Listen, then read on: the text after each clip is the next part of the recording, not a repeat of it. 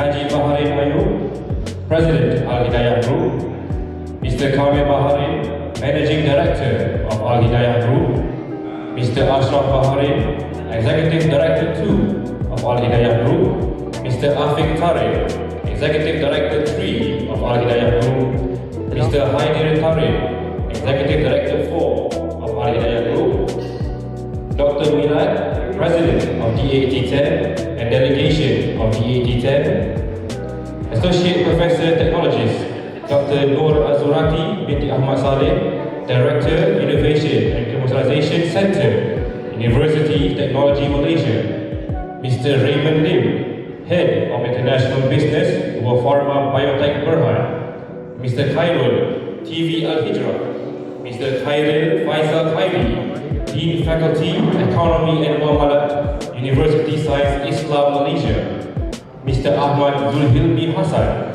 Senior Manager, Halal Park, Halal Development Corporation Berhad. Fellow Al-Hidayah Group members, distinguished guests, members of the press, ladies and gentlemen. Assalamualaikum warahmatullahi wabarakatuh. Salam sejahtera, salam Malaysia and a very good afternoon to all of you. Hello. Welcome to the D-8 Technology Incubator Program, Business Meeting High Tea with D-8 Technology Transfer and Exchange Network, D-8 TTEN Iran. My name is Muhammad and I will be your MC for today. Distinguished guests, ladies and gentlemen, firstly, I would like to take this opportunity to thank each and every one of you for being here on this momentous occasion. Your continuous support is truly appreciated. A round of applause for yourselves.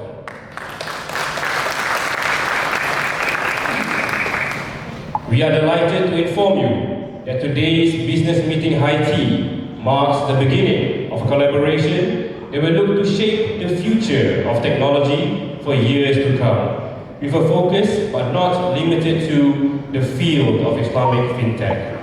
May this partnership continue to prosper for years ahead. To seek the blessing of the Almighty, Allah Subhanahu wa Ta'ala, for this business meeting high tea, we would now like to invite Mr. Azmi Hanwar to guide us with the Dua recital. Please be welcome.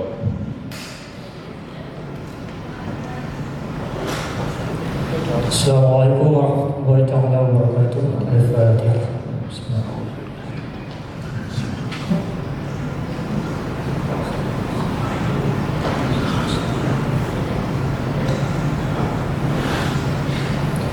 أعوذ بالله السميع العليم من الشيطان الرجيم. بسم الله الرحمن الرحيم. الحمد لله رب العالمين حمدا يوافي نعمه ويكافئ مزيدا. يا ربنا لك الحمد كما ينبغي لجلال وجهك الكريم وعظيم سلطانك. اللهم اغفر لنا ذنوبنا ولوالدينا وارحمهم كما ربونا صغارا، ولجميع المسلمين والمسلمات والمؤمنين والمؤمنات والمعلمين والمعلمات والأحياء منهم والأموات برحمتك يا أرحم الراحمين. O Allah, we stand before you today in this gathering, seeking your guidance and blessings as we embark on this important meeting between Al-Hidayah Group, University Technology Malaysia, and D-8 Technology Transfer and Exchange Network State of Iran. We recognize that our intentions are for the betterment and good for Islam. We ask you, Ya Allah, to grant us clarity of thought, wisdom, and insight in this business gathering. Ya Allah, Ya Rahman, Ya Rahim, unite our hearts and strengthen our resolve to work together in harmony and cooperation. Grant us success and make us among those who uphold the principles of peace. Allahumma ij'al jam'ana hadha jam'an marhuma wa tafarruqana min ba'dihi tafarruqan maqsuma wa la taj'al Allahumma fina wa la ma'ana wa la man yattabi'una shaqiyyan wa la madhuda wa la mahruma. Allahumma ij'al khayra a'malina akhiruhu wa khayra a'malina khawatimuhu wa khayra ayyamina yawma nalqaka fihi. Allahumma D-8 Technology Incubator Program, Business Meeting High Tea with D-8 Technology Transfer and Exchange Network, D-8 TTEN Iran. Let us welcome Dato' Ku Jafar Kushali, Chairman Al-Hidayah Group, to deliver his welcoming speech. Please make your way to the rostrum on the stage. Of Iran, Firstly, Dr. Sulaiman Mahbub, President of Chairman of D-8 Foundation, Dr. Milad Sadek, my good friends from D-8 TTEN and delegation from Tehran, Dato' Asaluddin Maisa, advisor of Al-Hidayah, and those representatives coming from different agencies and universities, companies. Assalamualaikum warahmatullahi ta'ala wabarakatuh. I am happy to stand here just to not only welcome Dr. Milad, my good friend, but all participants today. It is an important event today, taking place between two affiliated bodies of D-8 Organization for Economic Cooperation. For once, we initiate this program to show that affiliated bodies of D-8 can work together closely to provide new momentum of how we can develop things together. Then the program of incubator was then initiated, and we would like to thank UC Technology Malaysia for agreeing to be a partner of this business matching kind of thing to develop new technology. The D-8 Organization for Economic Cooperation stand for economic cooperation. It doesn't involve politics, it doesn't involve other issues, except looking forward of how we can develop things together between the 8 member countries to benefit not only the country in promoting the economic growth of a country, but at the same time looking at helping the people at large who are poor in the D8 member state. I think these are our major concerns, where through technology based we can offer a lot of new opportunities and potential that 8 member countries can stand together to come up with new ideas, new desire for us to move forward in helping one another to reach kind of advancement in science and technology. Indeed, in the D8 organization, so much has been put to develop kind of a brain in the context of science, technology and innovation. Besides D-8 TTEN, we have 2 other programs as an affiliated body. One is the establishment of the D-8 International University, also in Iran, in Hamadan, focusing on area of science and technology. It comes under the Ministry of Science and Technology of Iran. Programs are designed together to the Board of Trustees of the university. At the same time, we initiated another program called D-8 Network of Pioneers for Research and Innovation, where 26 universities in D-8 organization are working together in the context of research and development. And I think they are meeting many times, and at the same time, there are already collaboration. If I can mention here, International University of D-8 has invited to collaborate with 5 universities from Malaysia and other universities from Nigeria, from Bangladesh, Pakistan and so on. Meaning the focus is gearing us toward rising the standard of technology in member states.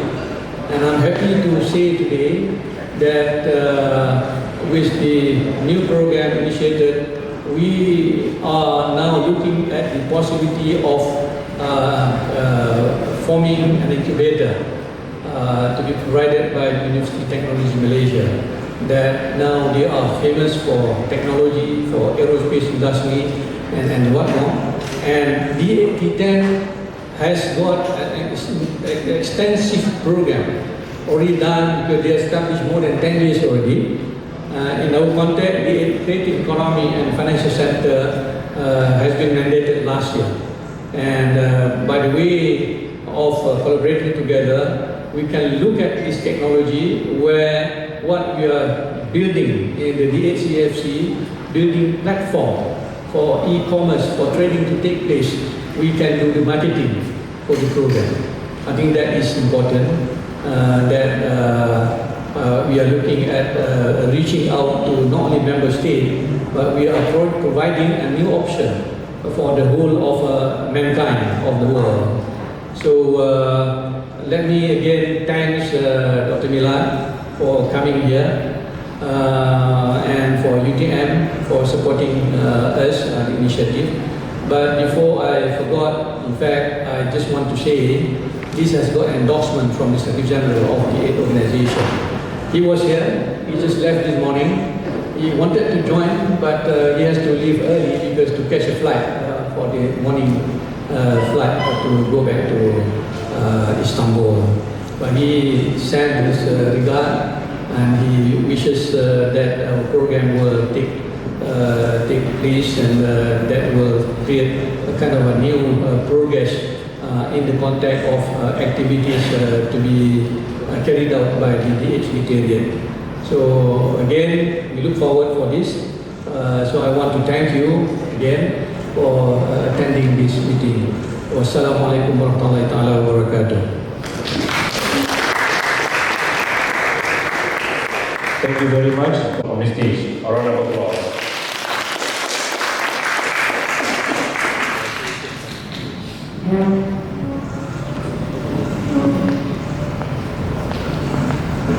Bismillahirrahmanirrahim. In the name of God, compassionate and merciful. Good afternoon, distinguished guests, ladies and gentlemen. It's Milad Saad Khalou from D-8 TTEN Secretariat, and it's my pleasure to have this opportunity to attend to this great event and talk to you. First of all, please accept my warm greeting from Iran Technology and Innovation Ecosystem. I'm glad to give you some background information about today's event cooperation, of course, D-8 TTEN Secretariat first. International technology cooperation, including all of technological different aspects, needs a synergy between different factors like scientific, cultural, political, and economic perspectives.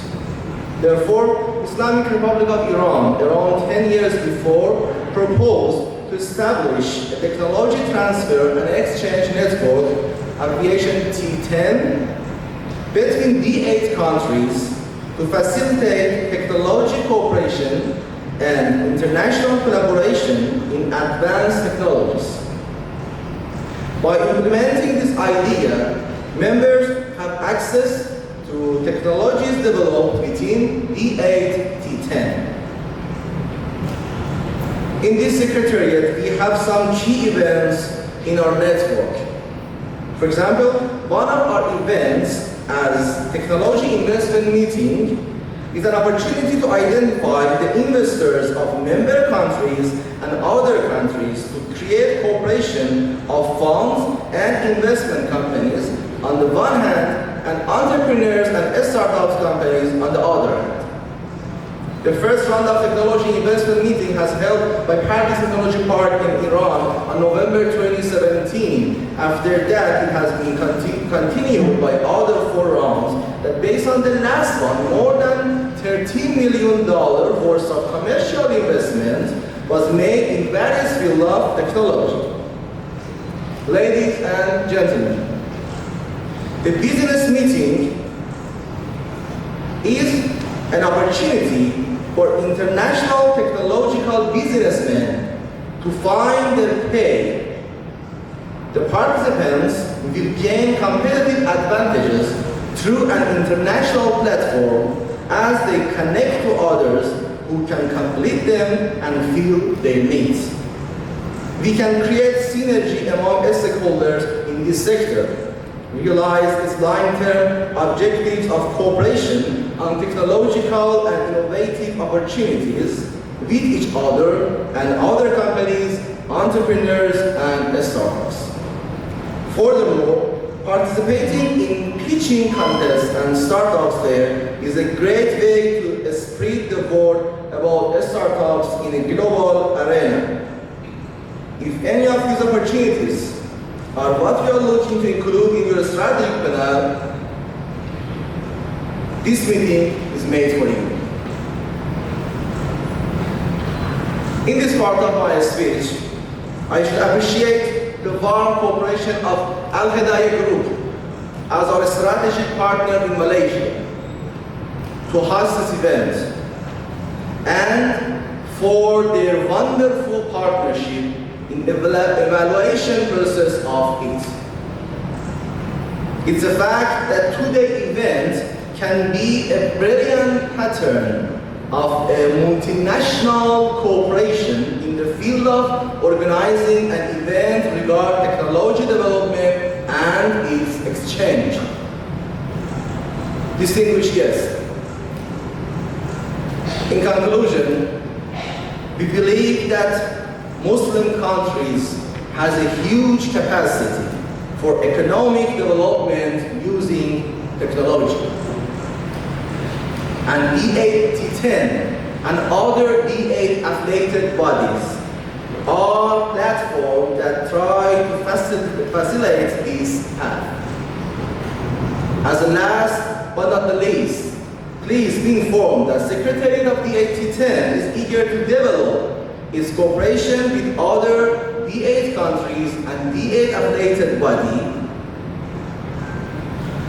and other entities, and invite all of them to use our huge capacity to access technological goals with together. This brings me to the end of my speech. Believe on ourselves. Believe on D-8. Thank you for your listening. Thank you very much, Dr. Bilal, for your wonderful opening speech. We deeply appreciate your support for this effort. Next, I would like to invite Tan Sri Sulaiman Mahmud, Chairman, D-8 Malaysia Foundation and Chairman, Malaysian Investment Development Authority, to deliver his speech. Please make your way to the rostrum on the stage. A round of applause.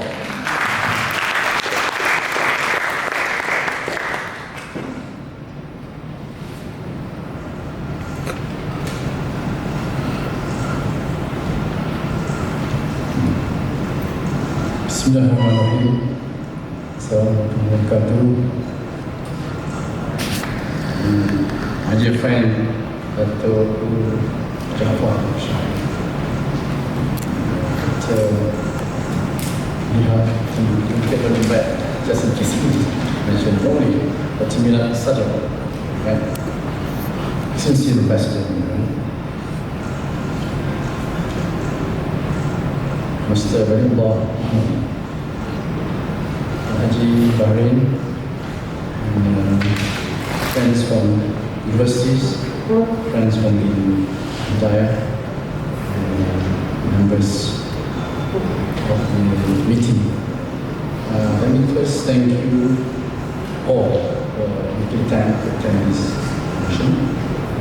I must say, this function is quite an important event in our pursuit towards enhancement of economic and technical cooperation between the countries, which the initial initiative was undertaken by Dr. Jafar when it was in January sometime, actually 4 years ago. So this is a crucial effort. We hope that this will continue to gain strength day by day. As you know, Malaysia, and I speak on behalf of MIDANA, which is investment authority, we are not only in need of investment, but also in need of technology. And therefore, there's no better forum than having the industry, research organization, and universities go together to make this very important subject technology infusion into our countries, and in particular Malaysia. As you know, Malaysia is still, we have not reached we are still middle income country. We are in the context of what is a mid-MIT, middle income track. So we want to make sure that we want to run away from this trap so that we can reach a high income level country or developed country status that was initiated by the Al-Hidayah so that we can become a developed country status. But for some reason or another, we have not achieved that status yet. And I think one important factor from my perspective is technology. It's very important to use technology. And if you study any development of the country, any student development economics will tell you the contribution of technology in developed countries such as Japan and Germany, I think it contributes about 60 to 70% of GDP growth is a function of technology, whereas in the context of Malaysia is hardly 40%. So we have got to work very hard to infuse technology, and so this event today to bring about technology transfer and to bring about meeting between technologies and universities is a powerful event. Last few years, Malaysia was affected by COVID, and our country was very affected by decline in economic growth. But after that, we adjusted quite well. So Malaysia has been, for the past few years, we have been able to attract a lot of investments coming from overseas. In 2021, 2022, and 2023, we have approved something about 900 billion ringgit. It's substantial, but in as much as it is big and impressive, there's a big challenge in Malaysia because we have to get them implemented. And once they get implemented, we are a labor short economy, and also skill short economy, and all the more we short technology, so it's quite a challenge. So we hope that, notwithstanding these challenges, we hope to ensure that the investments finally materialize, investors will come within 2 years. So normally within 1 year or 40% invested, within about 2 years or 60% invested, but hopefully by 3rd year invested. We cannot afford any delay, because any delay means further delay to our intention of making this country a country. And for a country like Malaysia, which is multiracial, multi-ethnic, it can be a cause of instability. So this is quite important to work very hard. And I hope this is a rare opportunity for Al-Hidayah and also the D-8 Group from various countries, D-8 members, which has about 1.4 billion people. Population with some total of GDP interest amounting to about $5-6 billion, maybe more. So I think it's opportunities there. We think that this effort initiated by the private sector will definitely complement the effort by the government. There's no better way. And this cooperation between the government, but also between the private sector to the private sector. We in Malaysia, we're trying to have a new model of development business. That is, we want to make sure that the expenditure, both private and public sector, will help energize the economy, and to make sure that the benefits of expenditure reach to the largest majority of the people, particularly the Muslims. We want to make sure that they have been involved in economic development, past agriculture, that sort of thing. But I think that the sharing of further economic growth through creation of new activities do benefit them. You don't have to be sidelined by government. So machination must be there. So one engine is, of course, business cooperation. B2B cooperation, business between these countries, in this opportunity. And I hope that our initiative to have a platform to ensure that this effort to transfer expenditures,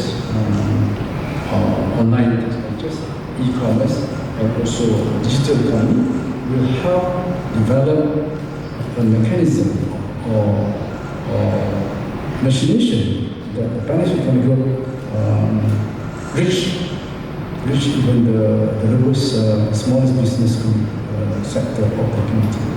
which by and large all the while before benefit the big economies, the big corporate sector. So we want to make sure that it helps the process of inclusion, social inclusion, reach the SMEs, let SMEs grow to partake in the process of country. I don't want to talk much because I'm more interested in the PCT event we go through, but I wish you all the very best, and hopefully this meeting will be successful. By the blessing of Allah Almighty. Thank you very much. Al-Hidayah. Thank you.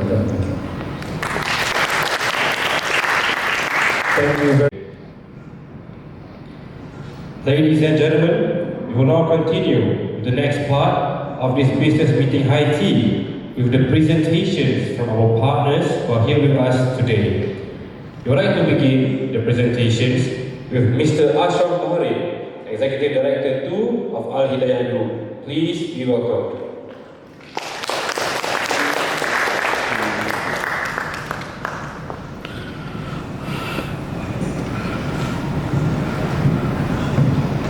Bismillahirrahmanirrahim. Assalamualaikum warahmatullahi wabarakatuh. Your Excellency, Tan Sri Dato', Dato' Sri, ladies and gentlemen, first of all, I would like to give a big thanks to all of the participants who spent their time today for our program. So hopefully today's program will be a fruitful and an impactful program for all of us, inshallah. So my name is Muhammad Ashraf bin Bahrain, as the Executive Director of Al-Hidayah Group. And today I represent on the D-8 CEFC program by Al-Hidayah Group. Inshallah, I won't take long because my colleague partner is also queued to make their presentation.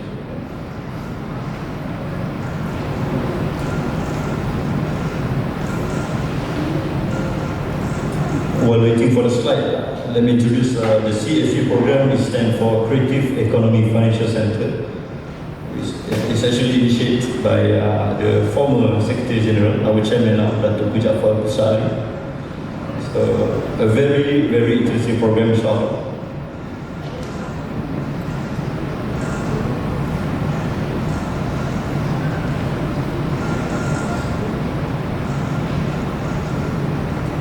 But before that, I would like to introduce to all of the delegation of Al-Hidayah Group. We were established since 1985 by my father, Bahari bin Ali, back then. So Alhamdulillah, we have a venture to a lot of business. We were involved in Islamic finance, corporate advisory, property development, technical and vocational education, information technology, agro-based business, construction and development, trading, etc. So Alhamdulillah, 40 years of expertise lead us to various type of project and business. Next. The D-8 organization, I think all of you may know more, but let me just brief a little bit. It was established in 1997 by our leaders, namely from Bangladesh, Egypt, Indonesia, Iran, Malaysia, Nigeria, Pakistan and Turkey. So the focus of the D-8 organization is to discuss on the economic cooperation. So no politics, no nonsense, only for economic development. This is what great about the organization. Next. Alhamdulillah, in December 2018, we went to Istanbul. Back then, my brother, Haji Kamil, also my father went, meet up with Dato' Jafar, who is back then still the Secretary General D-8. So we discussing on how to create a program or create an initiative to help the poor in terms of economy. What type of economic movement that we can make in order to bring all the poor people out of the poor group.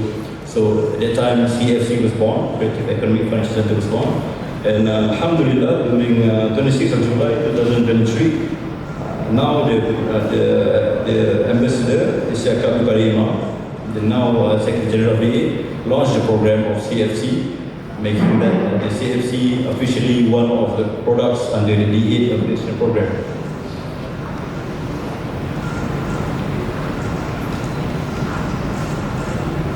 Next. Okay, so this is the structure. So how do Al-Hidayah Group implement the CEFC program?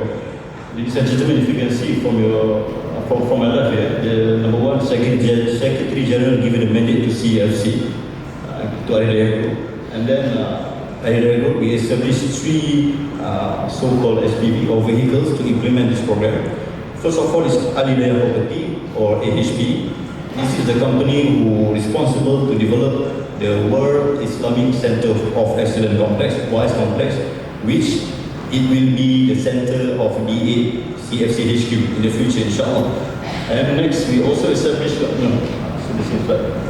Next, we also established a company called D-8 Alliance. So D-8 Alliance is a company which is focused to develop the IT platform, the digital platform which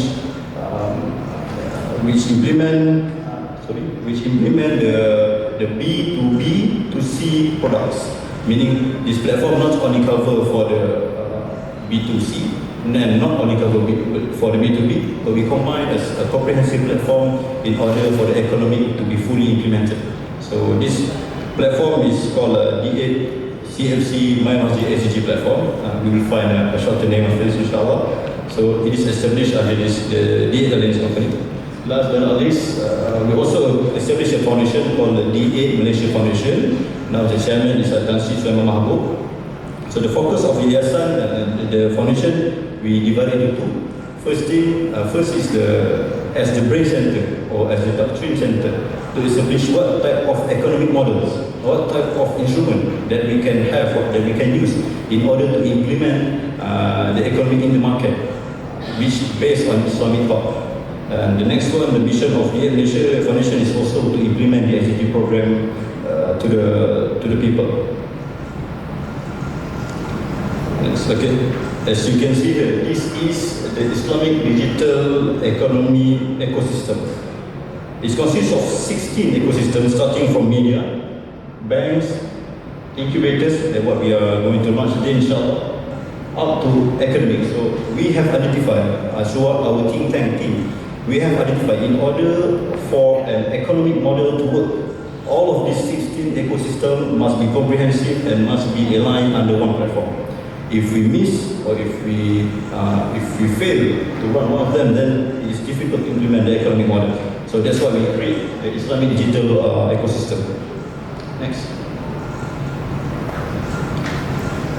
Okay, now I will present on the initiative of our program, CEFC.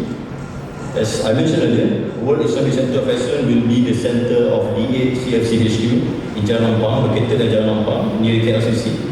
5 acres of land. So in the facility, we will provide all the necessary facilities such as hotel, service apartment, ballroom, podium, parking, and others instruments so that the CFC can be run smoothly.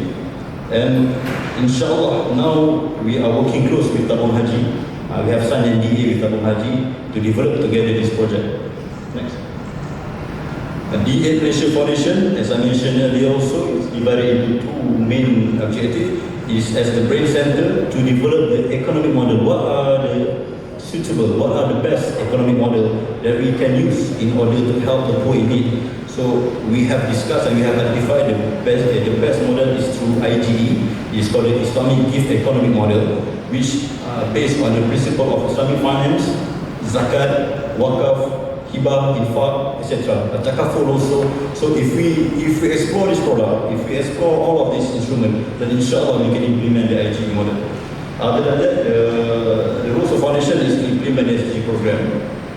So we have 17 SDGs set by the United Nations, but for the first phase under the foundation, we go for the 6th SDG first, which is no poverty, zero hunger, good health and well-being, quality education, decent work, and also responsible consumption and production. So we create a program. In this SDG program, we create a program to help the poor, meaning I can say, like, for example, we don't give them the fish, but we give them the rod. So we teach them how to fish rather than we just give them with no productivity. So this is what we've been trained under our SDG program. So next, D-8 Alliance. D-8 Alliance as the main CFC digital platform, which is responsible to develop the platform. After this, I will present to you the details of the 12 products. So this platform is actually will be the center to connect all these 8 countries. We have a lot of discussion together with our D8 countries, the Datuk Jafar as well as Secretary General as well. because unlike other organizations, unlike ASEAN, unlike EU, the D-8 consists of 4 continents. So you have Southeast Asia, you have Europe, all are scattered away. So the only method for us to link these 8 countries is through digital platform. So that's why digital platform plays a really important role in our implementation of CEFC, and also to other programs such as TTEN, and others. So, thanks. Okay, this is the 12 product I mentioned, that I just mentioned. It consists of 12, I can say, instruments. There's a payment system, there's a committee, Malaysia Foundation, Halal e-commerce, Islamic bank, humanitarian activities, education, Halal hub, media, hospitality, tourism, MSME, and foreign workers.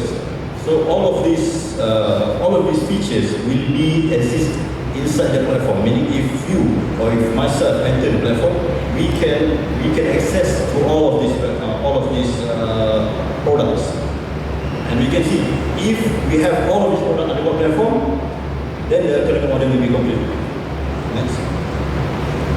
So how do we implement this in the market? How do we implement the platform in the market? How do we implement WISE, Islamic Center of Excellence, in the market? So the only method is by engaging 3 communities. The 3 communities are the governments, the one who set the policy. We also invite them inside the platform. Next, the business player from companies, small companies, from listed company. We also invite them. And lastly is the consumption, where we invite all the individuals, people, families, like yourself and myself, inside the platform also. So with the engagement of all of these 3 communication engagement, you can see we put the design that's like a gear, like a gearbox. So the vehicle will only move when this 3 gear, so-called gear, is engaged. So next. Let me present to all of you, ladies and gentlemen, our progress. So alhamdulillah, out of the 12 products, we have a huge progress. 7 out of 12. So firstly is the MSME committee. We've spoken to a lot of companies members, business players in Iran. Also, we went to Iran last year. Let me promote a little bit Iran, if I may, Your Excellency. It's a very, very wonderful country. We stayed there for two weeks. We go to Tehran, we go to Isfahan. Alhamdulillah, the people very nice, the food very nice. You owe me one good. Just kidding. So Iran is a very advanced country in terms of technology. So we meet up with a bunch of really interesting companies. You can see that they have technology advanced in pharmaceutical, especially yes, medicines. They have education. So alhamdulillah. Next, we also went to Bangladesh. Bangladesh also a very good country, as on the way to their development, inshallah. We pray for our brothers and sisters there. And we also went to Indonesia. We meet up with the Muhammadiyah organization, which is one of the biggest organizations there in Indonesia. Consists of, if I'm not mistaken, 30 million members. So we've spoken with them also. And we also went to Turkey, meet up with Musia, with lots of also companies. So alhamdulillah, they showed the interest together to support the CEFC program. Next, as for the digital platform, we've spoken with some. I think we've spoken with USIM also, Dr. Prof, to develop the system with the presence of blockchain. Because we know that nowadays our data, our security of data is very important. So the blockchain is really important also in the platform. So this we discussed with USIM now. We also made up with the Telecom Malaysia, the biggest telecommunication company in Malaysia, as the basic infra, as for the cloud, for the data storage, basic line. So we spoke as a TM to supply to our program. And next, we also spoke with Data Innovation, it's a subsidiary and Tabung Haji for their wallet. Education and training. Why do we focus on education and training? Ladies and gentlemen, we cannot do something without the awareness. We must have the awareness of the people to implement something. This is the basic rules. So that's why we implement education and training in the market. We discuss with INSHA, IIUM, UC, UMP, University Pahang. We discussed also with D-8 International University, signed some MOUs. Now we are on the way to discuss with University Technology Incubator Program for AI. So the implementation of academic inside the education and training bring awareness to the not only to the individual but also to the business player, and also to the government also. So this is why we focus on education training. Next. D-8 Masjid, this is just as our pilot project in Melaka. We made up with the Melaka Chief Minister and then the religious authority in Melaka and also the Masjid community. Alhamdulillah, it's going well. Al-Hab, also one of the biggest, one of the most important, because Islamic economy backbone is also halal. So the implementation is also halal. We've discussed with Jakir. I visited Jakir. Jakir is very supportive, alhamdulillah. Next, we discussed also with HGC. My colleague here, HGC, we've discussed a lot of opportunity with HGC. Not only for halal hub, we discussed also for halal products, halal pharmaceutical, halal training, education. We try to explore. We want to create awareness. What is actually halal? Halal is not just for your food, not only on the table, but including your financing, including your life, daily life. It's all halal issue. So this is what we've been looking for. And we also discussed with Johor State Economy, because we have a piece of land in Johor. And we understand the capacity of Johor as a center of economic now. The development is very, very huge. So we discussed with Dato' Hasni, the previous Chief Minister, on how we can implement the halal hub in starting in Johor. Next. D-8 Media, you can see the banner here. D-8 Media is also one of the most important agenda in CEFC. We want to create an awareness, we want to create an understanding of culture between our 8 countries. How Malaysia tend to live, how Iran, what food Iran have, Pakistan, what is the way of their life. So all of this we have been sharing through media. So this media we have discussed with Black and White Bangladesh company. And we also have signed an MOU with Sham Animation from Iran. And also now we are working really close with TV Al-Hijrah to create a media platform, somewhat Netflix, but this one we make sure the content is safe content. So we know that every time when we left our child, our sisters and brothers at home, they're watching, the content that they watch is suitable, no, all this nonsense nowadays. So this is what we are trying to do with our media. Next. Islamic finance and banking, this is also, we want to create awareness to the business community, to the individual of the existence of Islamic finance there in the market. As Malaysia is the leading of Islamic finance in the D-8 market. So we want to explore, we want to expand the Islamic finance to the market. So we fought with Agro Bank, Islamic Bank in Dhaka, and also CEFC and Maybank, Bank Islam also. This is some of our progress, alhamdulillah. We hope that out of 7 we will add on 1 more by today for the signing of incubator.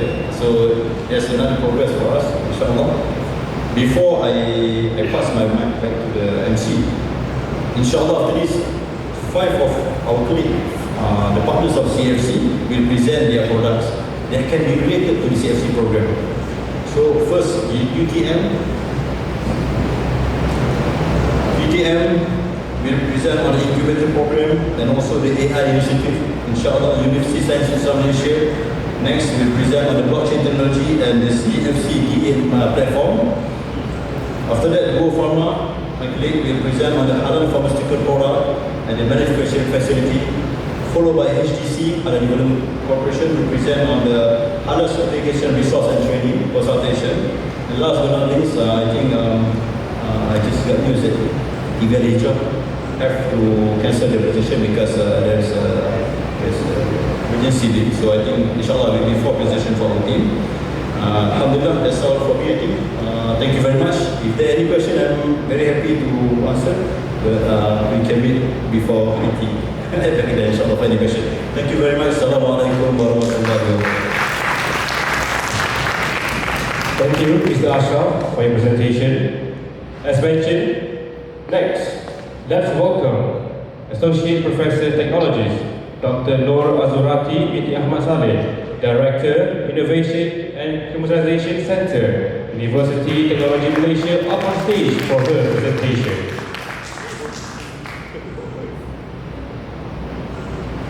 Bismillahirrahmanirrahim. Assalamualaikum warahmatullahi wabarakatuh. A very good afternoon to our excellencies, Dato' Jafar, Dato' Ila, Dato' Sulaiman, Dato' and all distinguished guests. So my name is Nur Afati. I'm from UTN, and again thank you, Mr. Ashraf, for inviting us as a UTN University Technology Malaysia. Actually, it's been introduced by Dato' Fauzi, our Vice Chancellor.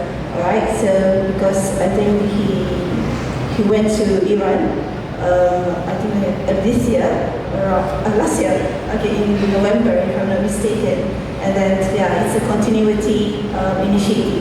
So I will represent UTM, and I will also share with you about our incubation programs.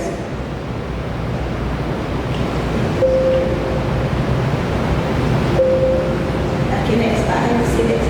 Okay, so next. Alright, a little bit about UTM. So we are University of Technology Malaysia, and our objective is more to produce talents in science technology as well as innovation and R&D. Right, next. Right, we have three campuses. The main one in Johor Bahru, southern part of Malaysia, and yeah, the main one we have. The second one we have in Kuala Lumpur, not too far from here, and another one is in Pago, which is focusing more on agri-tech innovation. Okay, next. Yeah, we started from 1904 as a technical school, and now we are 21. We are as a University of Technology Malaysia. Okay, next. Yeah, we have around 1,700. We have 1,700 researchers or lecturers, and for students around 30,000 students, including undergraduate, postgraduate, and international students. Next. Yeah, we are currently at 37th in QS ranking in Asia and 188 in the world. Next. We have in Johor Bahru we have 9 faculties and 3 in Kuala Lumpur. And recently we just launched Faculty of AI in last May, which is located in Kuala Lumpur. Next. Okay, this is our partnership. Okay. Right, this is our strategic objectives, which you can see that is aimed towards R&D and commercialization. Next. This is our 9 signature areas.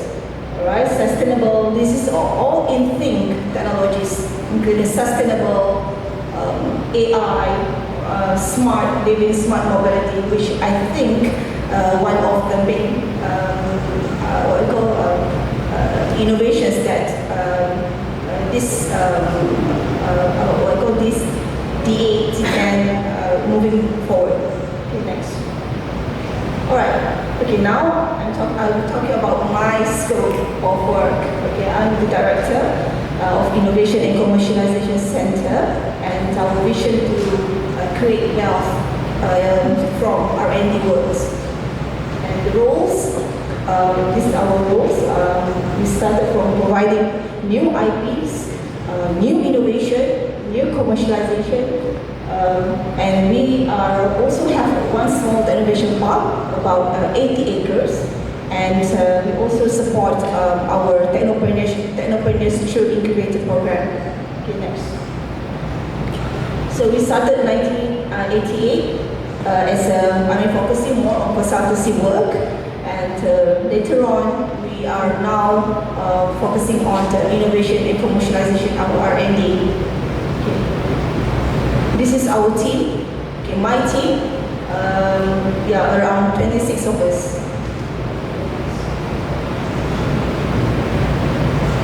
Alright, as I said, this is become more focused. So we have 5 main areas: frontier materials, smart digital community, resource sustainability, innovative engineering, this one including drone technologies, smart farming, and also health and wellness.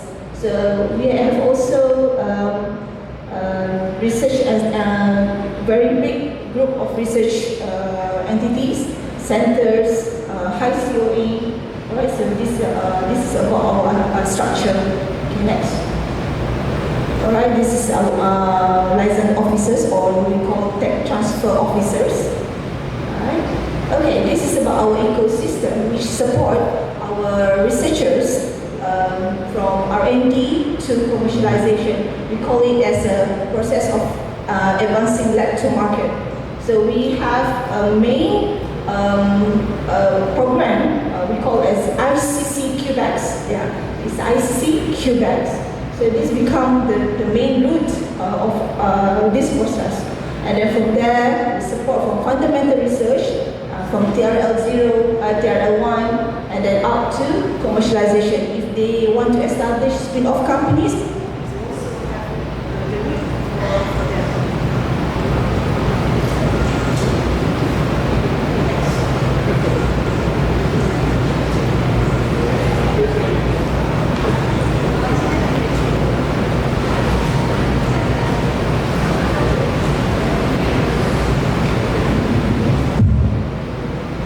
so in order to manage this innovation, we also come up with a system in our course. So this makes people or researchers easy to register their IPs and then apply our commercialization funding and then to do commercialization. Okay, next. Alright, this is our ICC QBACs, as I mentioned just now. This is our main program, okay, the incubator program, which I think we can collaborate more on this. Next. Alright, so as you can see here, this is infographic for our program, our incubation program. So all these based on TRL, technology readiness level. But actually I think I managed this tech transfer office for more than 5 years. But currently we actually cannot be based on TRL only, but we have to also based on the readiness of the team, the readiness of the customers. Alright, so not only technology. However, we support our researchers to enhance their technology from R&D. So based on papers, journals, which is under TRL 1 and 2, and then from there we support them by giving them some internal funding to come up with prototypes. So prototypes from TRL 4, 5, 6, so this is for the initial stage of prototyping. The next one, if they manage to come up with some simple prototype, we give them another funding internally, but not much. So that's why I think it's good for this ecosystem to have like from business to look at into this, to fund their technologies. Alright, so we give them some internal fund to make it up to 7 to 8. So what is TRL 7 to 8? So this is more like to field testing, okay, the real test the innovation at the real environment. So that part, and apply for certification. Okay, so that's the idea for PDF too. And later on for PCF is, I think, to help them, to support them to commercialize the product. So this also, I think, is good if we have partners from business in order to investors, okay, to make sure that the product can go beyond national. All right, so we also support them with mentorship, students' involvement, and the symbiosis program, and also industrial collaboration. We also give them skill training in terms of IP, pitching skills, how to develop BMC, business model canvas, how to do marketing. So we give them also the training, okay, to enhance their upskilling. So we give them fund, we give them training, and last but not least, we give them infra. So the infrastructure, this is where incubator comes in. So the space, the office space, so that they have what we call business environment around them. So this is also important for them to share their experience amongst these technopreneurs. Okay, next.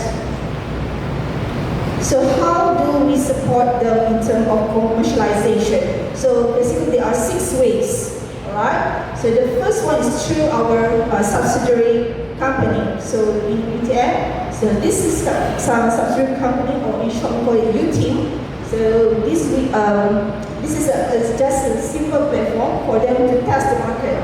Okay, so they come up with the prototyping just now. So to know the market, will it, either it's accepted to the market or not. So we use this platform in order to test for testing the market for the new product. Secondly, if they feel comfortable with the business environment and they get ready to involve in business world, so we allow them to establish a spin-off company.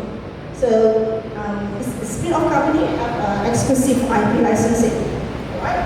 So this is their contribution to UTM. They have to pay licensing fee, just 10,000 per year, and also royalty 3 to 5% according to our negotiation. All right. The third one is IP licensing to industries, external. So this one could be exclusive or could be non-exclusive. All right. And then we have our sales. We just leave our IP and sell our IP to industries. Okay. Number 5 is joint IP ownership. Okay. This is also quite often happening in UTM. Last but not least is CSR or USR. Okay, next. So this is some of our success story. Through our incubator program, we managed to sell our scalable products. This is being used by all the doctors for training how to drill the bones. Okay, so then secondly we have Dr. MK, we call it MK. So this guy established a spin-off company, and then his innovation is on innovative beam modular box, so to sell the madu kelulur. And Dr. Harisma recently has our sales to this company, Al-Hidayah. So he sells sweeteners, like sweeteners that can go with diabetes. Okay, next. Alright, I want to show you, okay, so that you're not feeling so boring listening to my talk. So I want to show you some of our incubators space. Okay, can you open my YouTube, please?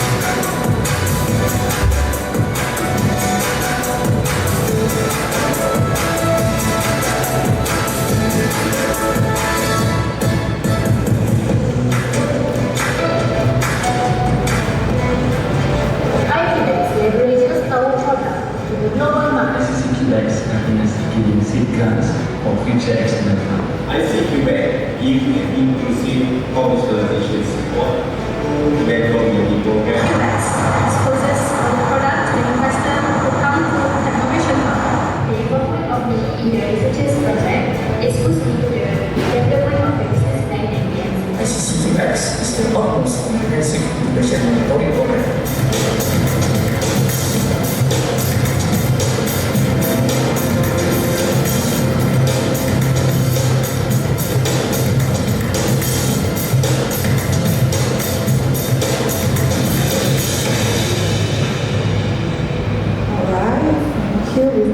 This business model will make you rethink everything. Give me 2 minutes and I'll show you how you can launch a business without touching your savings or taking loans. I've used this method to launch 96 businesses. Some failed, most of them are doing well, and I have 16 companies that are making billions of dollars. But it wasn't over. Okay. Alright, okay, next. Okay, almost done. Okay, next. Next. Alright. Okay, I just thought, okay, next. Next. Alright, so this is where we are located. We are located at Technovation Park. So this is small ICC. So in this land, we also just, not many. So we have MTDC here, in MTDC incubators and also Mara incubators. Okay, next. Yeah, this is our plan in future for in 2030. So this is what we're planning to be in the Technovation Parks as a research showcase, as a test bed. All right, and then okay, next. All right, this is actually in the YouTube. Next. All right, this is we also have small what we call satellite ICC QX in Kuala Lumpur campus. Next. Yeah. So for your information, this is all our data. So every year, my KPI is to produce around 40 or 50 patents. Okay? Yeah. So just imagine how many we have patents in UTM. So this is for 2023. So far we have 14 patents granted, patent file 44, and for other IPs, meaning that copyright, trademarks, what we call trade secrets. So yeah. Every year we come up with this number because this is our KPI. So we managed to produce and meet the KPI given by our ministry. So for the commercialization revenue, so up to like last year we managed to come up with 2.78 million. Okay. All right. So this we can skip. Also success stories from our PDF. Okay. Next. Yeah, our technologies, we have many actually. I just picked a few. So scalable, NK, H reversal. I think this one, this inventor, won the national award for entrepreneurship. Next, geotrees, more innovation on tree planting, monitoring. So nowadays people talking about sustainability, right? How to measure the oxygen, CO2. So this come out with apps that could measure all these green oxygen and so on. Inspector, so it's more on the robot. So this is more on AI things. Okay, with the proactive. Okay, next. So the Max Skincare, innovative D-box. This is how the D-box modular looks like. Next. Yeah, we have also Journey H2O portable water filter straw. This is one of the our Dato' VC's invention, the membrane. Okay, the filter, the membrane filter. So, but this is, I think, his successor, Prof. Hafiz, one of his successors. So, Ibril Al-Quran. Okay, this is quite, popular invention in UTM. Right, next. Guard Expert Pro, this one to replace security guard by using drone. Vision API, this is AI based. This prof also come up with so many AI solutions. Right, next. Yeah, we have more products by scanning this QR code. So I think with that, thank you from UTM. Thank you, Dr. Norazurati, for your presentation. Next, let's welcome Mr. Khairil Faisal Khairi, Dean Faculty, Economy and Muamalat, University Science Islam Malaysia, up on stage for his presentation. A round of applause. Okay, so Assalamualaikum warahmatullahi wabarakatuh. Alhamdulillah rabbil alamin wassalatu wassalamu ala asyrafil anbiya'i wal mursalin wa ala alihi wasahbihi ajma'in. Yang berbahagia Dr. Jaafar Chairman Al-Hidayah, Sri Sulaiman Mahmud, Dr. Bahrain, the Associate Minister of Iran. Okay, so today I'd like to present. I will take around 10 or 15 minutes of your time. So how the blockchain technology can transform, especially we're talking about the Islamic social finance, or what we call in the Al-Hidayah now champion on the what called the gift economy. Basically the term can be interchanged. Some scholars using the words Islamic social finance, and some scholars they use the gift economy. So before I proceed to my some of my presentation, let's play some on the video to get your idea how, when, what is the blockchain itself.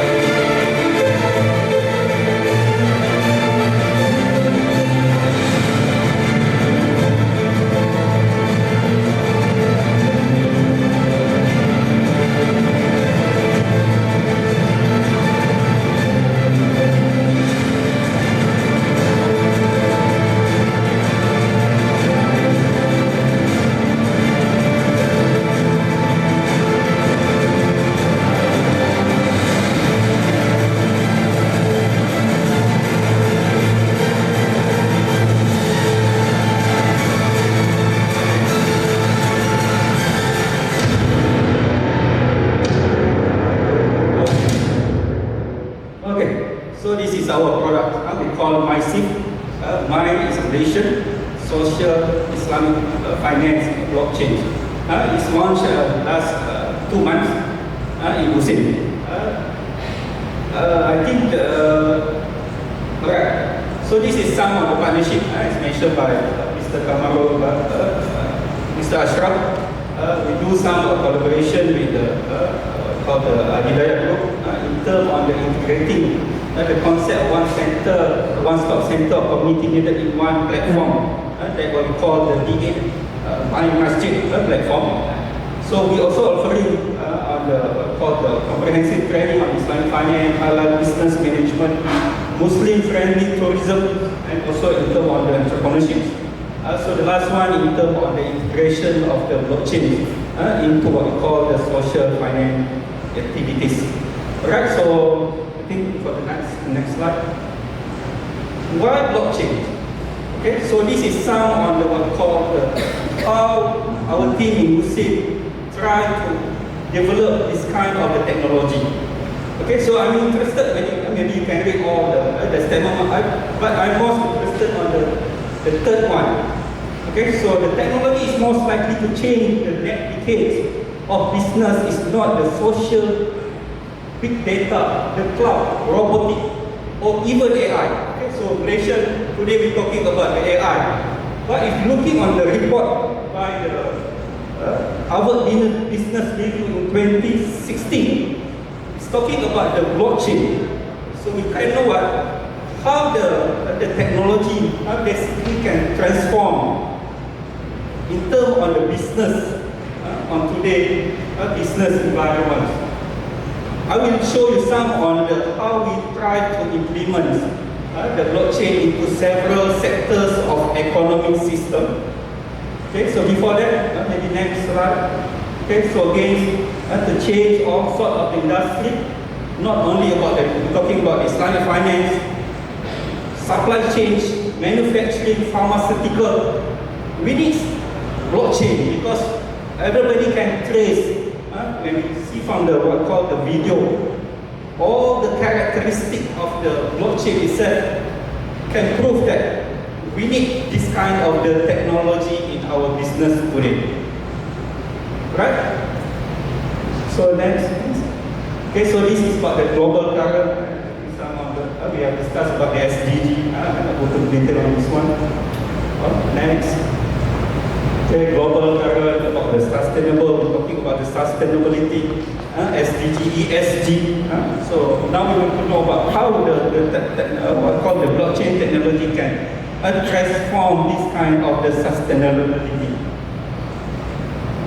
Right, so we're going for the digital economy, digital era. So of course the fintech is a must in today's business.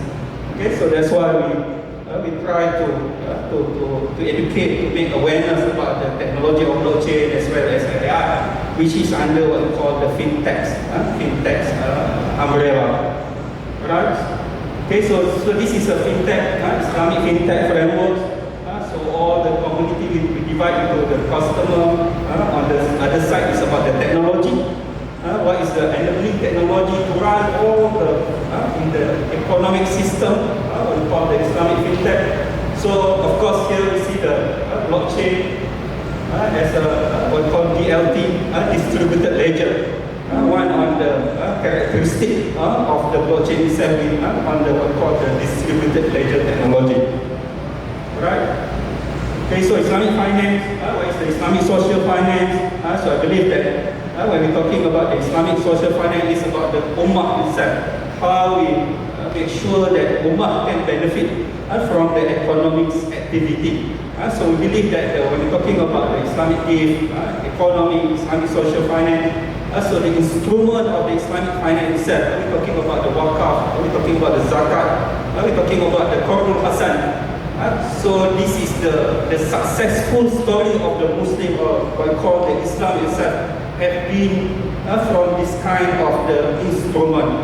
So from the history of the Islamic, so we believe that the Islamic social finance or Islamic the economics, Islamic economic need to come faster than the what we call the conventional sector in the country. Okay, so next. So this is some on the what we call the attention we need to take when we're talking about the what we call the Islamic social finance in terms on mismanagement of this kind of the fund. So several I think the what we call the cutting newspaper from the real scenario I think also happened especially in the Islamic countries. About some of the misconception. But we believe that this instrument is having what we call the powerful instrument in the economy. So for the next slide, we can see so how the Islamic social finance can contribute, for example, 1 trillion in zakat annual. So we collect a lot of fund from Islamic social finance. But we don't know, is it the fund is through transfer to the what called the correct recipient. Okay? So this is how this kind of the what called the intention for me and also my team in USIP. We try to develop the blockchain itself because we want to know about. I give you the simple scenario. Okay? So let's say today I donate 10 ringgit to, for example, on we have a D-8 Malaysian Foundation Fund. Sorry, okay?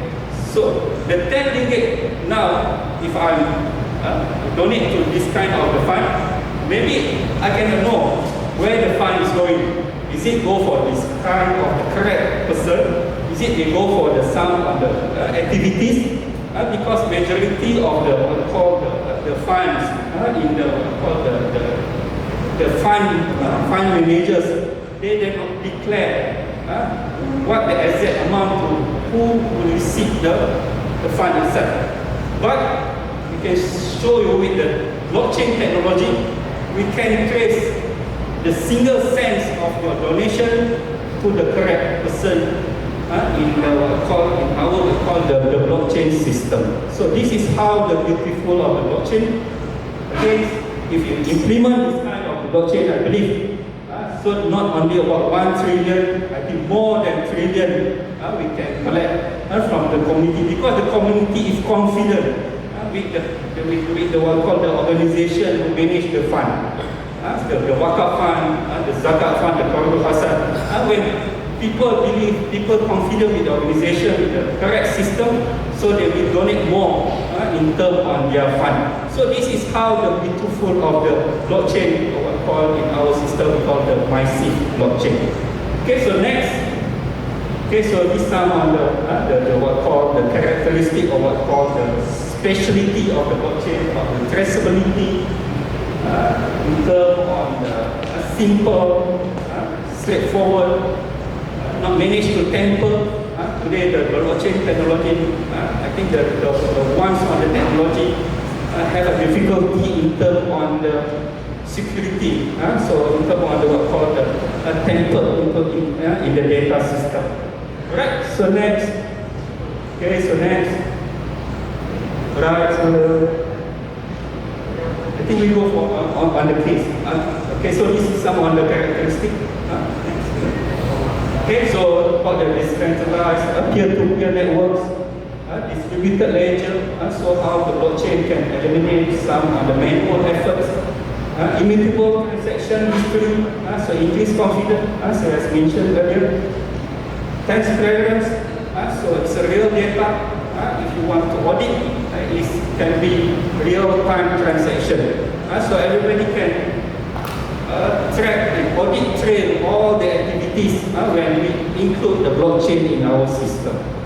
Okay, so in the smart contracts, so automated business. So this is some on the what called the characteristic or benefit of the blockchain technology in the if we implement in the what called the economic sectors.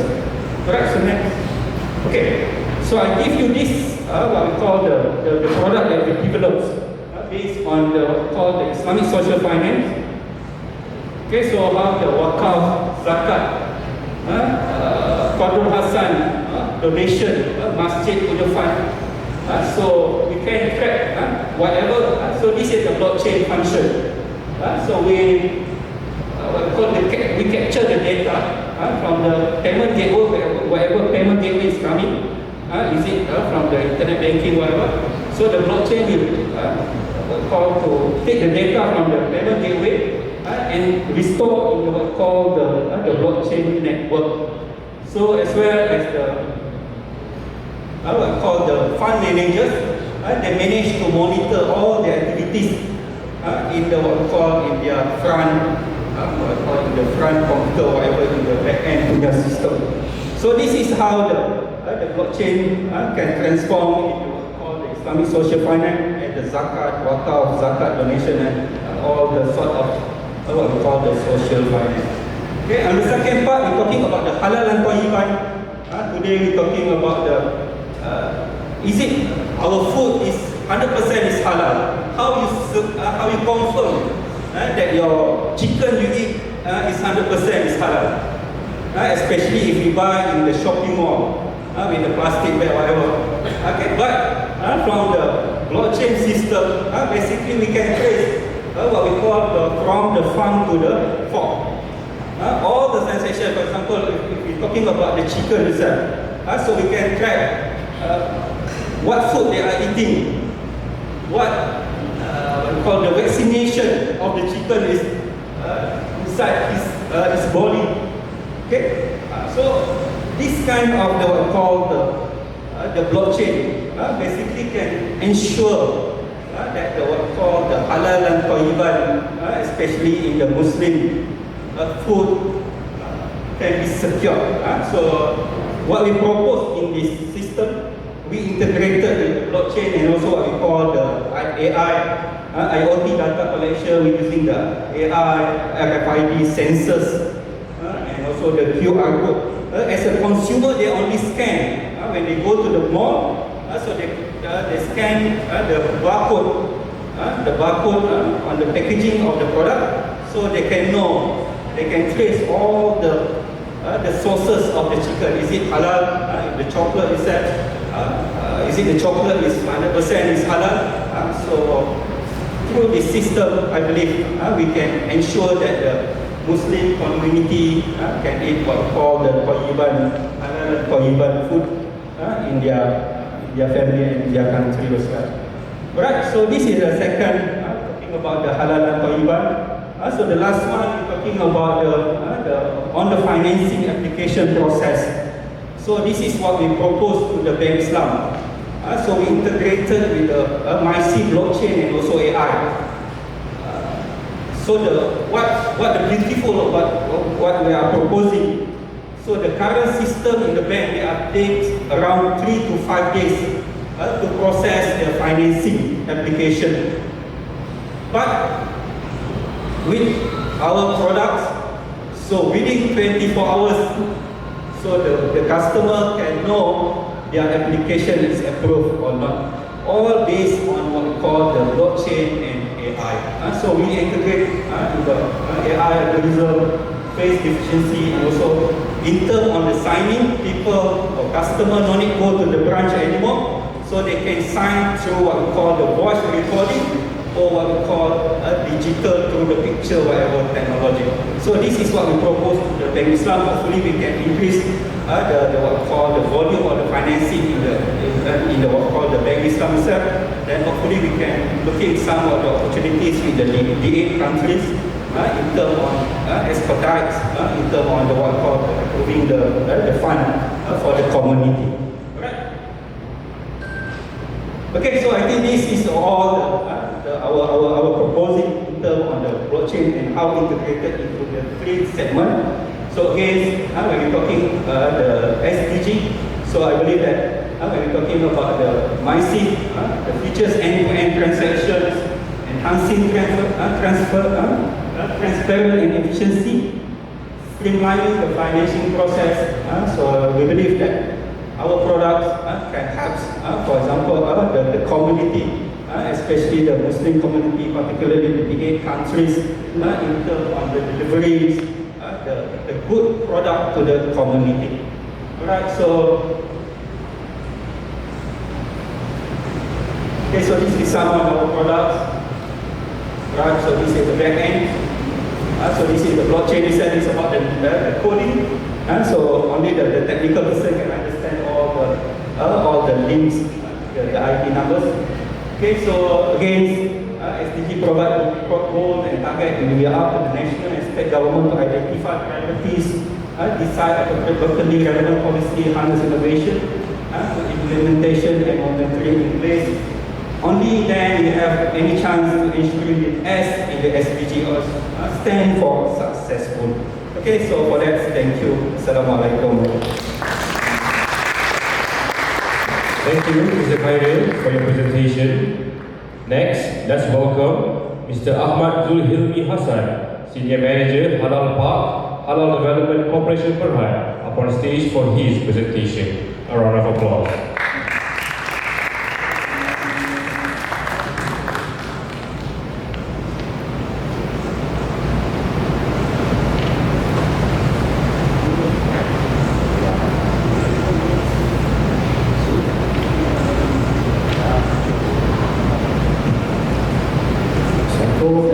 Good afternoon, Your Excellency, Tan Sri, Dato' Sri, Dato' and all the distinguished guests. Okay, my name is Ahmad Zimi. I'm from Halal Development Corporation. So basically today I'll be presenting some sharing on the market outlook on halal. Okay. Alright, go to the next slide. Okay, this is just a basic recap. As what we know, the Muslim diet basically consists of the two elements, which is the halal and the tauhid. So what I'm going to highlight is the very basic halal and the tauhid. What we are going to be concerned on when we are saying that our products halal, in the last stage actually on the technicality of the example of the hassle, the manufacturing practice. So that's important when we want to bring our product towards the international market and make it marketable. Okay, when we are talking about halal, halal as an industry, it cannot be standalone as an industry. It's actually riding on the other product or other industry. Okay, for example, when halal referred as a value proposition, basically it means that we are offering a halal product or services which is seen as a unique selling point or advantage for a business. In a way, when we are saying that, for example, we have a halal sticker, we are saying that we are saying that as a form of quality assurance, meaning that the halal certification that is coming with the product involves control, which can enhance the perceived quality and safety of the product. Next. Okay, apart from the traditional product, which is the processed food, also the ingredient or logistics pieces, nowadays you can see that an emerging trend on halal, where we can see, for example, Muslim tourism services. We can see from the cosmetic and personal care product, and also the modest fashion. All these emerging segments have shown a tremendous demand. So we can see this is also another emerging trend that we can all together work and exploring this. Next. This is some of the basic to explain the whole concept, the whole supply chain of halal, ranging from the farm and to the fork. So all these elements actually represent the halal integrity, which I believe one of the key elements that we can instill is actually through the technology of blockchain, where we can protect the halal integrity and we can know the whereabouts and the tracing of the product towards the end to the consumer table. Okay, next. Okay, now we are looking at the general outlook of the halal market. Okay, by 2030, we are expecting to see the size of halal market up to USD 5 trillion. Okay, we can see that in the Asia Pacific region alone, around 2.8 trillion worth of value, and then followed the Middle East market.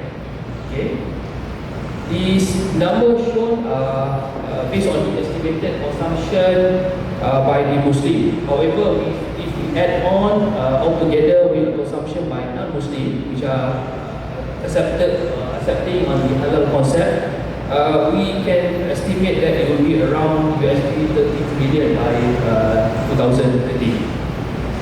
Next. Okay, we can see that from the consumption or from the demand of USD 3 trillion in year 2020, only 20% of demand was met. Okay.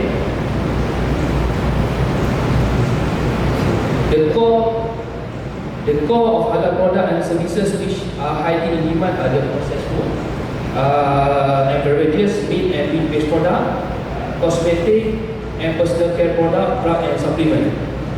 All together, we can see that the key halal exporters, we can see example Australia, New Zealand, Thailand, Brazil, UAE. All these countries like Thailand, Brazil and New Zealand is not a Muslim country, but they know and they see the potential of halal, so they are actively involved. So the consumption or the opportunity is wide. Next. Okay, in Malaysian context alone, just a sharing over here, we can see there's a huge demand for halal product, which made Malaysia exporting up to 53.7 billion worth of halal product worldwide. So in the period of 6 years, we can see 10 billion increase from 2017 to 2023. Next. Okay. Next. Okay. When we develop the halal ecosystem in Malaysia, okay, basically from 1974, so this is already around 30 years of effort. We are focusing on the governance, and then in year 2000, we are starting to develop the halal economy development on the pillar. So with these two segments, we combine, then we make the halal Malaysia ecosystem as one of the good examples. So this storyline or this achievement can be replicated to other countries. Then I believe we can work together as DC through Al-Hidayah. We can work together to replicate the complete and the success of halal in other D8 countries. Next. Okay, this is a sample of the standard that have been developed by Malaysia in spearheading the halal ecosystem. Next. Okay, combining with the highly sought demand for halal certification Malaysia, Malaysia also allocate or develop a halal industrial park which provide halal incentive for those large manufacturers. So as we can see over here, a lot of big players like Coca-Cola, F&N, Kellogg, Ajinomoto, Kaki, in fact, has set their foot in our halal industrial park, and this has contributed to the 16 billion ringgit Malaysia worth of investment in our halal industrial park. Next. Okay, next. Next. Okay, just a bit of sharing of services by Halal Development Corporation. We are an agency under the Ministry of Investment, Trade and Industry. Okay. So basically, we have the Halal Training Institute where we offer the upskilling, reskilling and job placement for individuals who are interested to be halal as a career. We have the Halal Consultancy and Advisory where we assist our business community to transform their business operation to meet halal standard. We have the Halal Park where we provide investment opportunity for those large and foreign manufacturers. And then we also have our Halal Integrated Platform which connect our program offered by DC and also connect halal related program offered by other organizations in Malaysia. So this is actually the comprehensive services provided by CEFC, which we are able to offer also to the member country of D8. Next. Okay, this is a recap of the summary. We can say that from our finding, the 1.8 billion Muslim population, only 20% of their demand met. So the opportunity over here is huge. So I would suggest that let us work together to Al-Hidayah in the D8 countries to spearhead the development of halal industry. Then HDC is able to provide and to share some sharing on how we make this success story in Malaysia to be replicated in those D-8 countries. With that, I end my presentation. Thank you, Mr. Ahmad Yohiri, for your presentation. Next, let's welcome our final presenter for today, Mr. Raymond Lim, Head of International Business, World Pharma Biotech Berhad, upon stage for his presentation. A round of applause.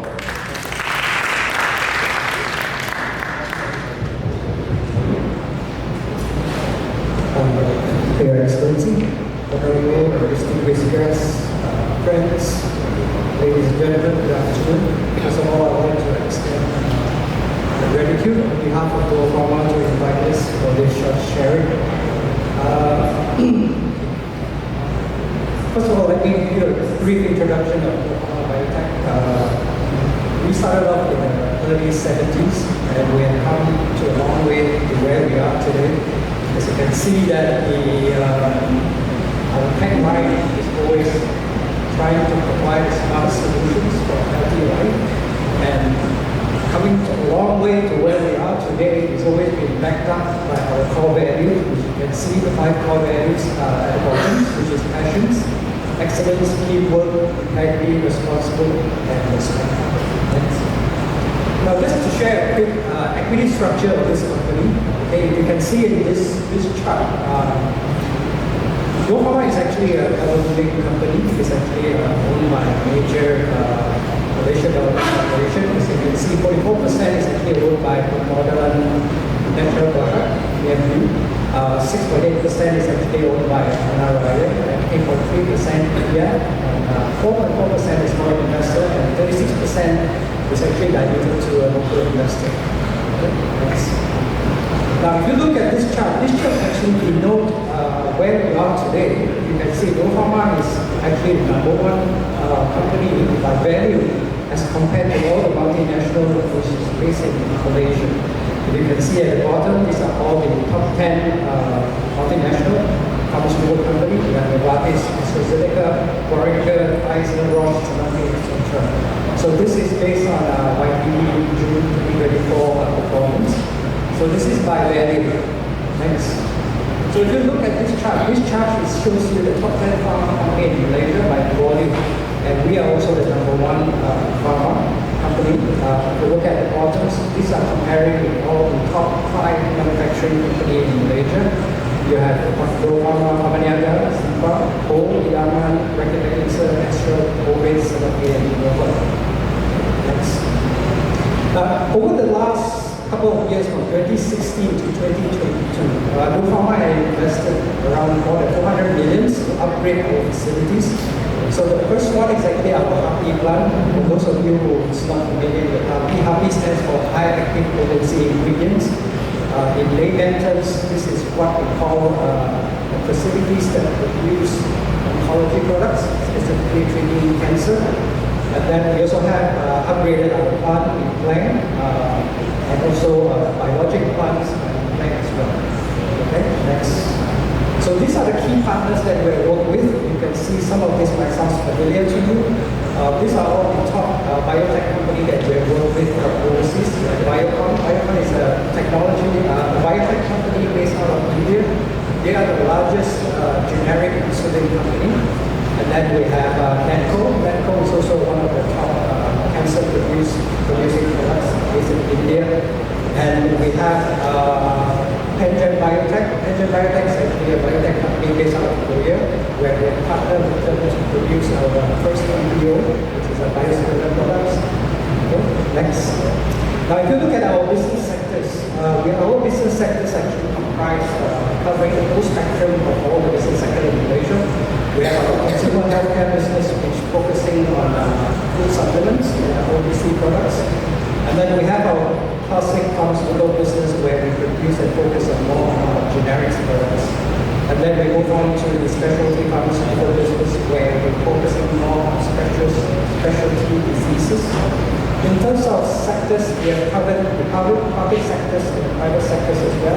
Under the public sectors, we cover Ministry of Health, Ministry of Defense, and Ministry of Higher Education. These are mainly through tenders. And then on the private sectors, it covers private hospital, GPs, independent pharmacies, and also high traffic outlets.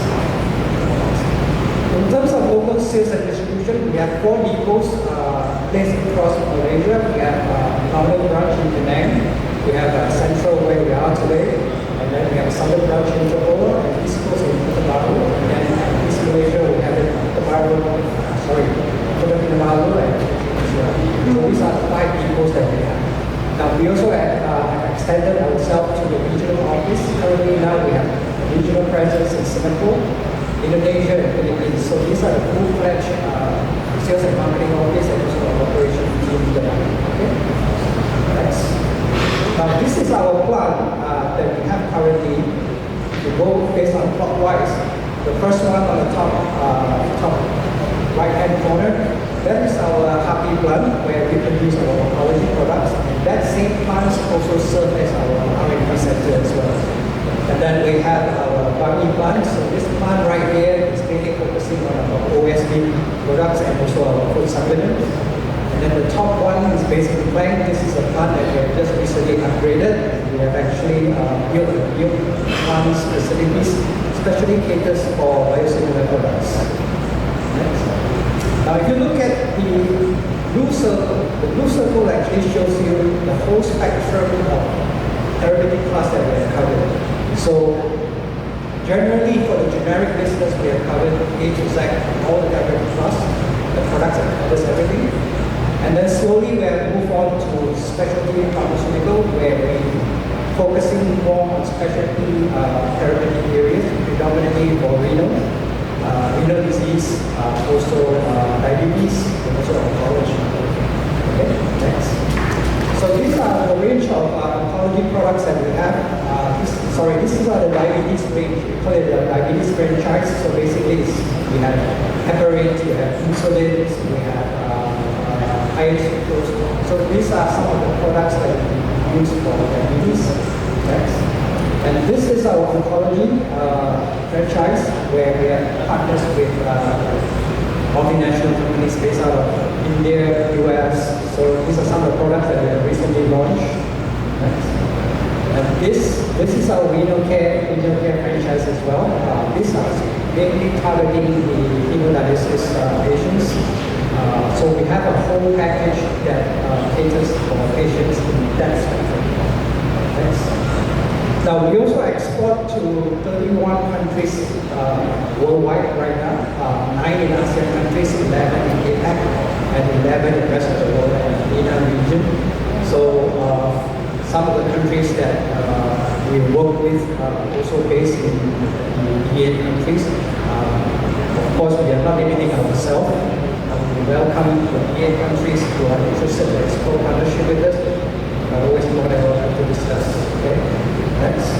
So these are some of the accreditations that we have gathered over the years. Of course, the local GMPs, which is approved by the local regulatory authority.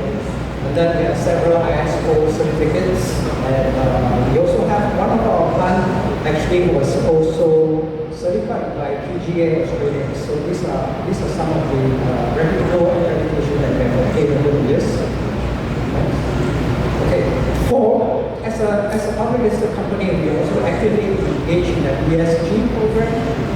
So these are some of the ESG strategy and purpose objectives that we have. Of course, first of all, the purpose of this is to be a responsible pharmaceutical company. And our objective is, of course, to achieve an excellent ESG rating, and then creating awareness among employees, and then business and ESG strategies aligned together. So what we are trying to focus on is about climate performance and sustainable supply chain, access to medicine, diversity and inclusion, and also good governance. Okay, so leading to this, we are also the first pioneer in research and development for production of halal pharmaceuticals. Now we have come a long way in terms of this journey and work very closely with the local authorities, Islamic authority judges. We also work very closely with our friends here from HDC. Okay. Now we have, initially when we first launched these initiatives, we faced quite a bit of resistance. The resistance in the sense that the pharmaceutical halal pharmaceutical was still fairly new. But over the years,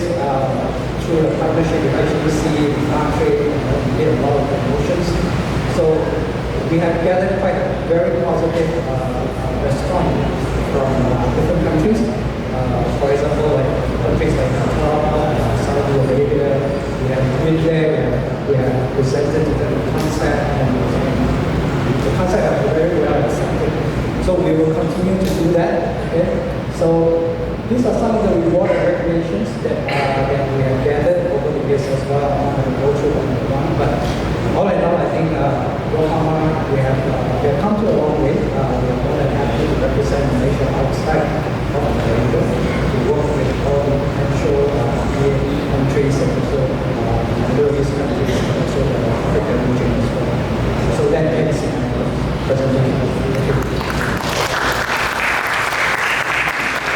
Thank you, Mr. Raymond, and thank you once again to all the presenters here today. At Exchange Network, D-8 TTEN Iran, and University Technology Malaysia. We shall begin with the signing of the LOI by inviting the signee for and on behalf of Al-Hidayah Group, Mr. Muhammad Kamil Bahari, Managing Director, Al-Hidayah Group. Please be welcome.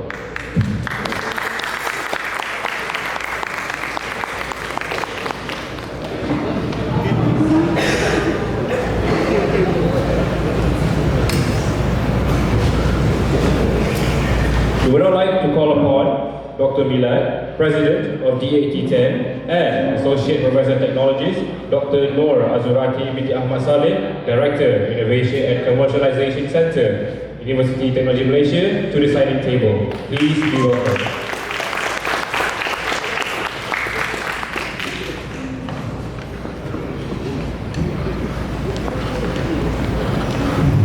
And to witness the signing of this letter of intent, I would like to invite His Excellency Mr. Waliullah Muhammadi Nasrabadi, Ambassador of the Islamic Republic of Iran, and Datuk Ku Ja'far Kusha'ari, Chairman Al-Hidayah Group, to the signing table. Please be welcome.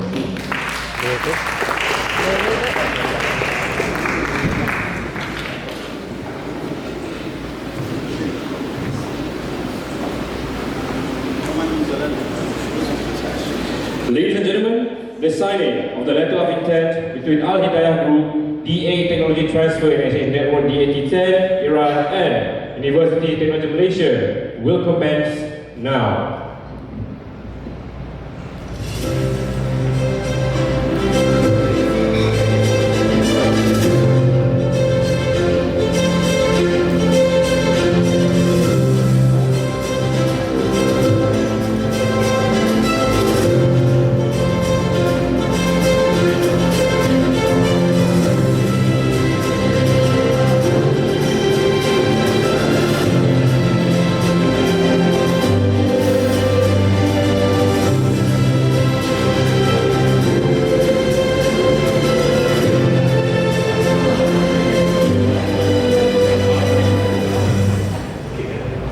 And with that, we have completed the signing of the letter of intent between Al-Hidayah Group, D-8 Technology Transfer and Exchange Network, and University Technology Malaysia.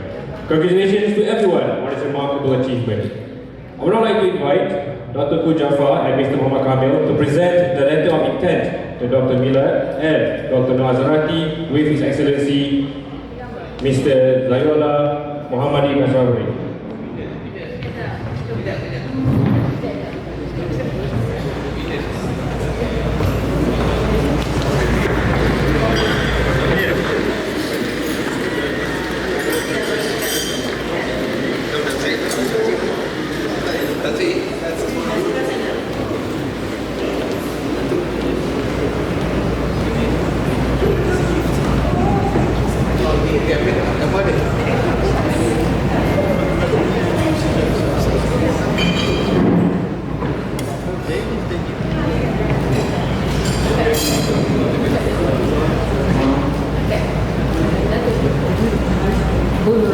Terbalik.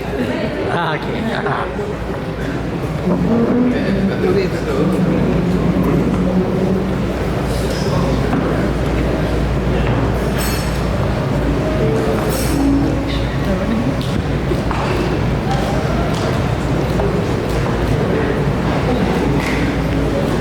Satu, dua, tiga. Dah. Tiga.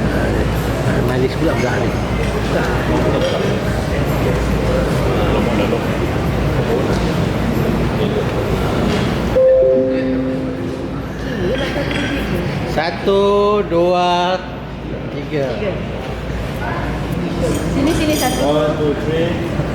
1, 2, 3. 1, 2, 3. Okay, nice.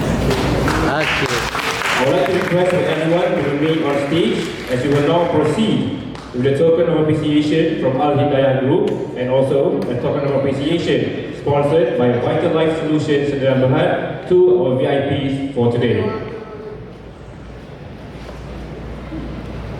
For this token of appreciation, it will be presented by Dr. Jafar, Tan Sri Sulaiman and Haji Bahrain. I shall call out the names of the recipients, and once you have received the token of appreciation and had your picture taken, I would like for you to stand at the side of the stage as the next person comes to receive the next token. We shall end this with a group photo with all the VIPs.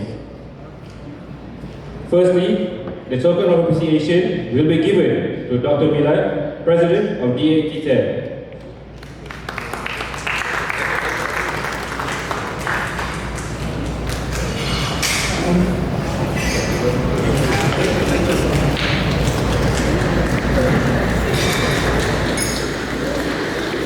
Next, the token of appreciation will be given to Associate Professor of Technologies, Dr. Nur Azrati binti Ahmad Saleh.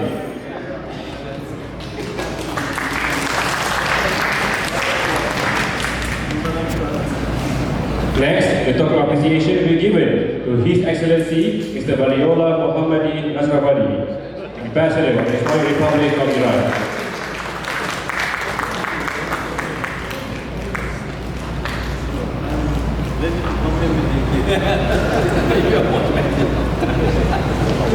Next, the token of appreciation will be given to Mr. Raymond Lim, Head of International Business for Pharma Biotech Berhad.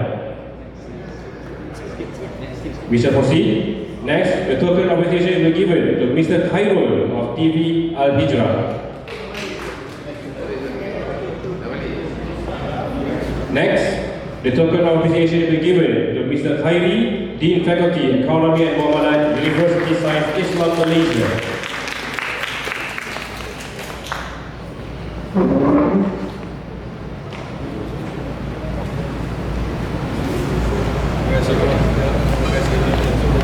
One, two, three. 1, 2, 3. 1, 2, 3. Okay.